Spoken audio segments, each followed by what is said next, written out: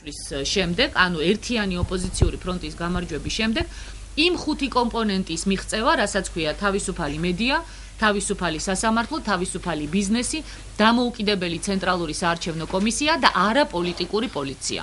აი, მხოლოდ ამ შემთხვევაში იქნებოდა შესაძლებელი თავისუფალი და დემოკრატიული არჩევნების ჩატარება. მით უფრო თუ არჩევნები იქნება მაისში, არ არსებობს გამარჯვების სხვა ფორმულა ამ ფორმულის გარდა. ქალბატონო ნინო, როგორ გონიათ, რომ არ გამოჩენილი იყო ბიძინა ივანიშვილი, შეეცდებოდა თუ არა ხელისუფლება ასე აქტიურად მაისში არჩევნების დანიშნოს, იმიტომ რომ პოლიტიკური პროცესები საკმაოდ მიძინებული იყო, სანამ ეს ბიზნესმენი მოვიდოდა პოლიტიკაში. უკავშირდება თუ არა უშუალოდ ბიძინა ივანიშვილის გამოჩენას?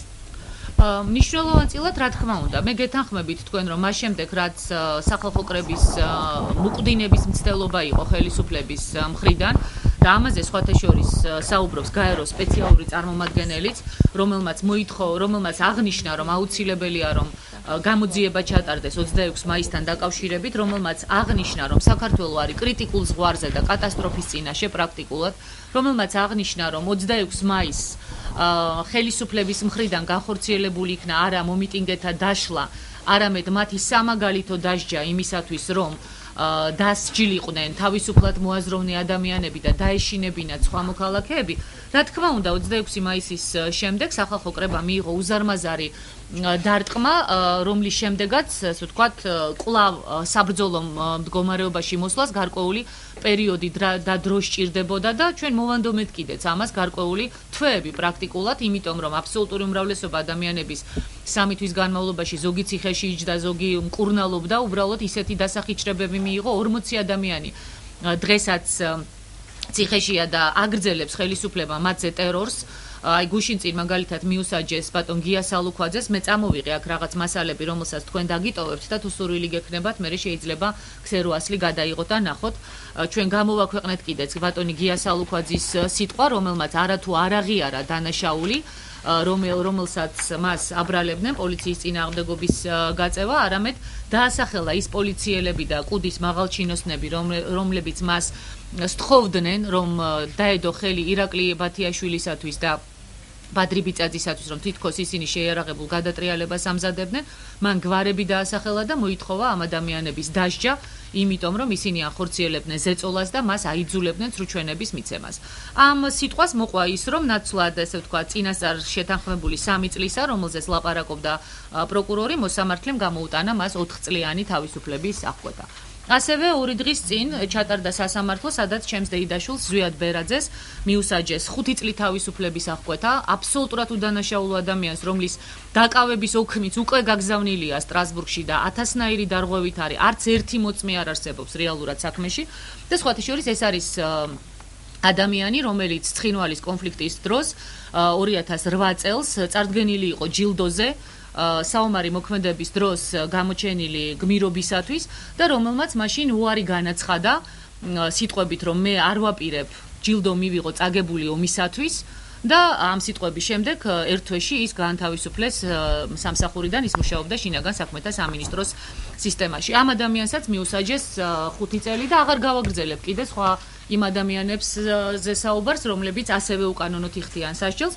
თუმცა რა თქმა უნდა არ გაუშვებ ამ მომენტს ხელიდან, რომ არ თქვა სასტიკი საყვედური ოპოზიციური თუ ეგრეთ წოდებული ოპოზიციური პარტიების მიმართ, რომლებიც საერთოდ არ ახსენებენ ამ ადამიანებს, რომლებიც საერთოდ არ დარდობენ ამ ადამიანების ბედზე. ერთადერთი ადამიანი რეალურად ვინც პარლამენტში გამოჩნდა თავის სიმაღლეზე, ეს არის დიმიტრი ლორთქიფანიძე, რომელიც ლაპარაკობს და ზრუნავს ამ ადამიანების ბედზე, ხოლო რაც შეეხება ოპოზიციურ პარტიებს, ახლა გარდა ჩვენი დემოკრატიული მოძრაობისა და თეთრებისა, ნუ გასაგებია სახალხო კრების პოზიცია, ბატონი კახაკუკავა და ფორუმი არის ის გამონაკლისი, რომლებიც ჩვენს პოლიტპატიმრებზე ერთობლივ ჩვენი არ არის პატიმრები, ყველასია მე მგონი, რომლებიც საუბრობენ. დანარჩენი პოლიტიკური პარტიები საერთოდ იგნორირებას აკეთებენ ამას. მე ამის მოყოლა დამჭირდა იმიტომ, რომ რა თქმა უნდა სახალხო კრებამ, რომელიც არის რეალურად ერთადერთი ყველაზე თანმიმდევრული და თავდადებული მებრძოლი სააკაშვილის ხელისუფლების წინააღმდეგ, რა თქმა უნდა ჩვენ დაგვჭირდა ძალიან სერიოზული ძალისხმევა, დრო და ენერგია, რომ ძალები აღგვედგინა. ამიტომ ეს პერიოდი ბუნებრივია, რომ იქნებოდა პოლიტიკურად ნაკლები აქტიურობის პერიოდი და სწორედ სახალხო კრებამ და 26 მაისმა მისცა ბიძგი ბიძინა ივანიშვილს, რომელიც გამოჩნდა და რომელმაც ძალიან დიდი პოლიტიკური აქტიურობა შემოიტანა. მე არ გამოვრიცხავ, რომ რა თქმა უნდა ძალიან ბევრი ასე ვთქვათ, მომენტები ხელისუფლების მხრიდან გადადგმული ნაბიჯებისა უკავშირდებოდეს ბიძინა ივანიშვილის აქტიურობას, იმიტომ რომ ჩვენ ეს საკუთარ თავზე გვაქვს გამოცდილი ახლა ზოგიერთმა პოლიტიკურმა პარტიამ და ლიდერმა ეხლა დაინახა, რას ნიშნავს, როდესაც ცილს დაგწამებენ, რას ნიშნავს, როდესაც ჩამოგართმევენ იმ ქონებას ან გაგიფუჭებენ, რომელიც ჩვენ საერთო საქმის გასაკეთებლად გჭირდება, როგორც ეს მაგალითად სახალხო კრებას გაუკეთეს, როდესაც აი ეს უზარმაზარი ავტომობილი, რომელზეც სცენა იყო 26 მაისს დამონტაჟებული, გაქრა საერთოდ. ქვეყანაში, სადაც ავტომობილები არ იკარგება, ხომ მეთანხმებით, შინაგან საქმეთა სამინისტრო ხო ამბობს ამას და სხვათა შორის მე მგონი ამ შემთხვევაში სწორსაც ამბობს, ხო, როგორც წესი მანქანები არ იკარგება საქართველოში, ხო? სად გაქრა ამოდენა, რა ქვია, რა ვიცი, ტრაილერი თუ რა მანქანა არის, ამოდენა მანქანა, რომელზე ძალიან ძვირად ღირებული აპარატურა იყო დამონტაჟებული. ხო ვერ იტყვიან სახალხო კრებამ წაიღო და დამალაო. ჩვენ როდესაც, ასე ვთქვათ, ხოცავდნენ, ის მანქანა იდგა იქ. როდესაც სპეც რაზმა ზონდერებთან ერთად გაანთავისუფლა რუსთაველის გამზირი, ის მანქანა იქ დარჩა, ხო მართალია? კითხეთ ერთი ბრიფინგებზე შინაგან საქმეთა სამინისტროს, სად არის ეს მანქანა აორთქლებული? რა თქმა უნდა არ დაგიბრუნებენ, იმიტომ რომ შენ იციან რომ ამას კი არ გაყიდი და ასე ვთქვათ, კი არ მოიხმარ ამ თანხას, არამედ ამ მანქანას ამუშავებ, რომ მოსახლეობას შეხვდე, საარჩევნო, ასე ვთქვათ, შეხვედრა ჩაატარო, იქ მიკროფონი გამოიყენო, რომ ადამიანებს ესაუბრო. ისევე, როდესაც ადამიანებმა დაინახეს, რას ნიშნავს, როდესაც შენ მომხრეს დაატერორებენ. მართალია, არც ერთ პოლიტიკურ პარტიას ისეთი ტერორი თავის თავზე არ განუცდია, როგორც ჩვენს პოლიტიკურ ორგანიზაციას, მაგრამ მაინც უსიამოვნოა, თუნდაც 2 საათში გამოუშვან, როდესაც დააპატიმრებენ შენს მომხრეებს, არა?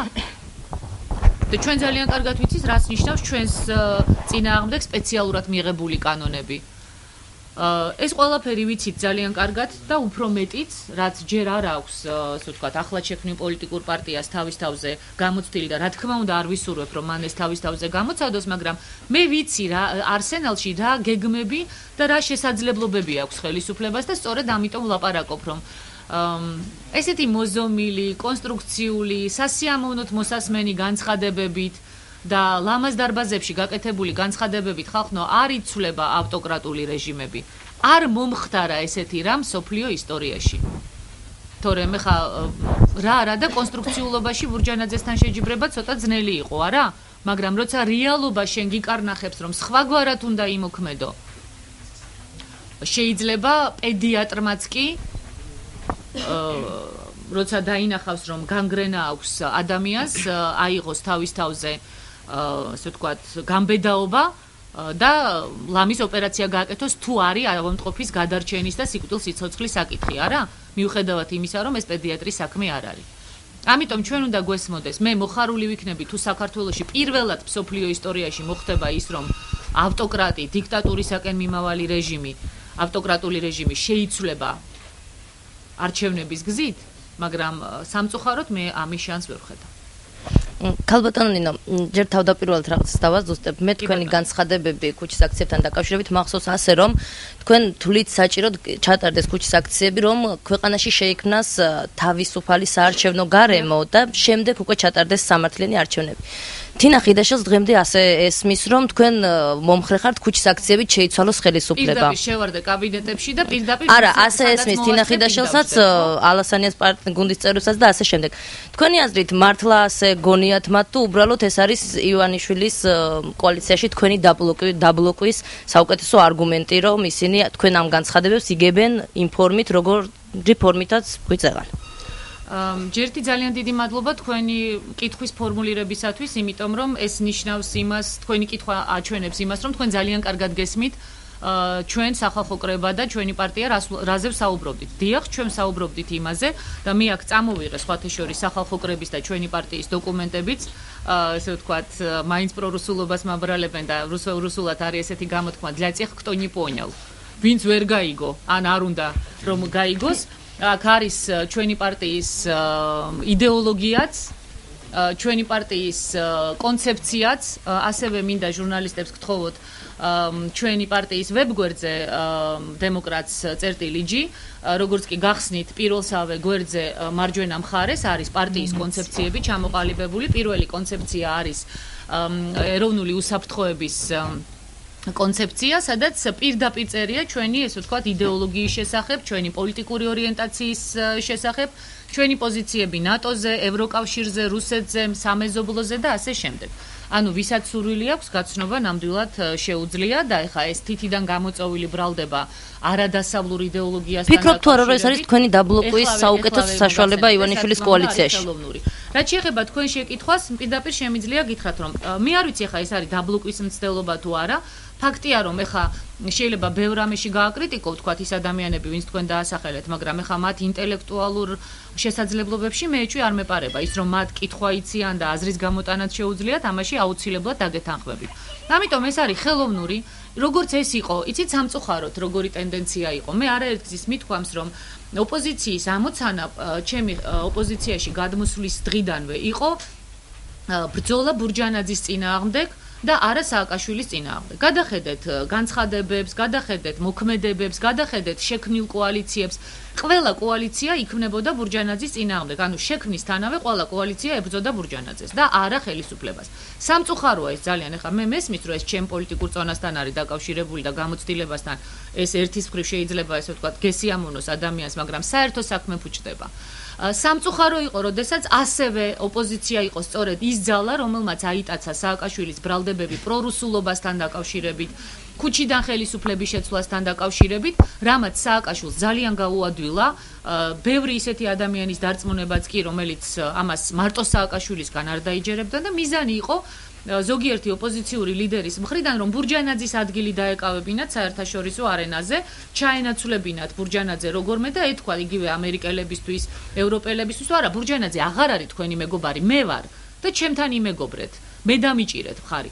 ეს ძალიან იაფასიანი პოლიტიკური სპეკულაციები იყო სამწუხაროდ, რომელიც თავის დროზე აუცილებლად თავის შედეგს მოიტანს, რა თქმა უნდა, ძალიან ბევრმა ადამიანმა დასავლეთში იცის ჩემი რეალური პოზიციების შესახებ. ეხლაც იგივე გრძელდება, მე ძალიან შევწუხდი, როდესაც სამწუხაროდ ბატონმა ბიძინამ გაიმეორა იგივე.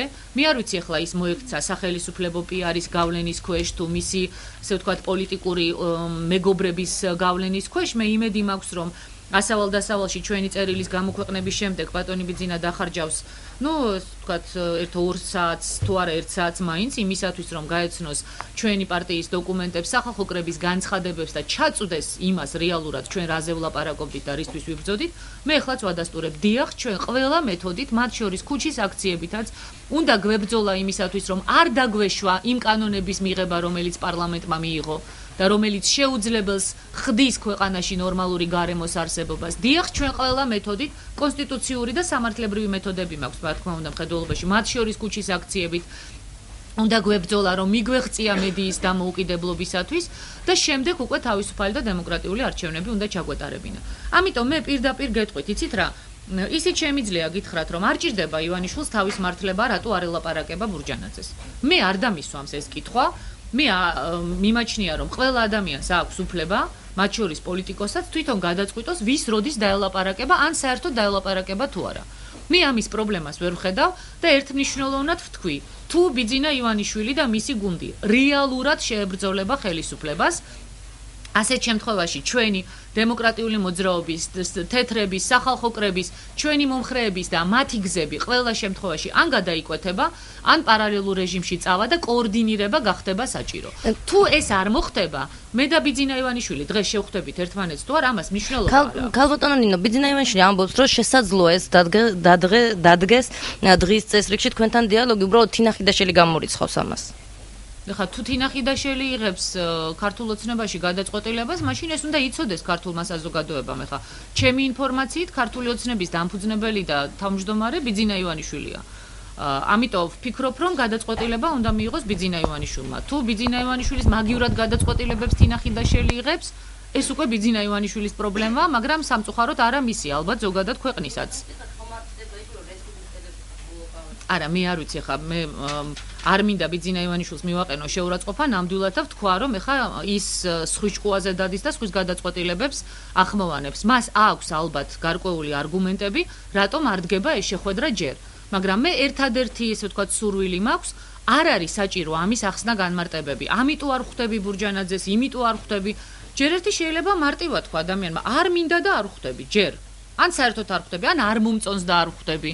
მაგრამ ნუ დაგვაბრალებენ იმას, რაც არ არის მართალი. ნუ დაგვაბრალებენ ქუჩის აქციებით ხელისუფლების შეცვლის მცდელობას, რაც ტყუილია.